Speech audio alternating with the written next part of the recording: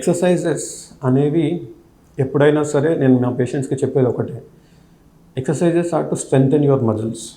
మనం పెయిన్లో ఉన్నప్పుడు we cannot strengthen the muscles. So pain ఉన్నప్పుడు ఎప్పుడైనా సరే we have to take rest. ఎందుకంటే పెయిన్తో పాటు మీరు ఎక్సర్సైజ్ చేస్తే ఎక్సర్సైజెస్ వల్ల పెయిన్ ఇంక్రీజ్ అవుతుంది. అప్పుడు ఏమంటారంటే, సార్ ఎక్సర్సైజ్ చేసినా కూడా తగ్గలేదు, పెయిన్ ఎక్కువైంది అని అంటారు. అట్లాంటి కండిషన్స్లో మేము ఏం చేస్తామంటే, ముందు ఇనీషియల్గా వి జస్ట్ టెల్ ద పేషెంట్కి స్టార్టింగ్లో బెడ్ రెస్ట్ తీసుకోండి. దాంతోపాటు కొన్ని physiotherapy doesn't mean only exercises.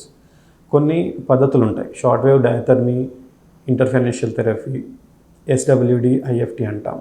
వీటిలో ఏంటంటే వాళ్ళు కొంచెం మినిమల్ కరెంట్, ఎక్కడైతే పెయిన్ ఉందో ఆ ఏరియాలో కరెంట్ కొన్ని ఇన్స్ట్రుమెంట్స్ ద్వారా మీకు ఐఎఫ్టి ఇస్తారు, షార్ట్ వేవ్ డయాథర్మీ ఇస్తారు. దానివల్ల మీకు చాలా వరకు పెయిన్ రిలీఫ్ ఉంటుంది. ఈ ఫిజియోథెరపీ వాడినప్పుడు మనకు ముందు పెయిన్ రిలీఫ్ అనేది చాలా ఇంపార్టెంట్. ఒకసారి పెయిన్ రిలీఫ్ వచ్చాక then you start your activities. అంటే నార్మల్ యాక్టివిటీస్ చేసుకోండి అని చెప్తాం. యాక్టివిటీస్ ఆఫ్ డైలీ లివింగ్ చేసుకోవడం చాలా ఇంపార్టెంట్. ఈ యాక్టివిటీస్ అన్నీ మనము విత్ ఇన్ పెయిన్ లిమిట్స్. అంటే ఫర్ ఎగ్జాంపుల్ ముందు కొంగి ఏమైనా బరువు లేపుతుంటే పెయిన్ వస్తుంది, సో అది అవాయిడ్ చేయమని చెప్తాము. లేదు టర్నింగ్ అప్పుడు పెయిన్ వస్తుంది, ఇట్లాంటి కొన్ని యాక్టివిటీస్ అవాయిడ్ చేయమని చెప్తాము.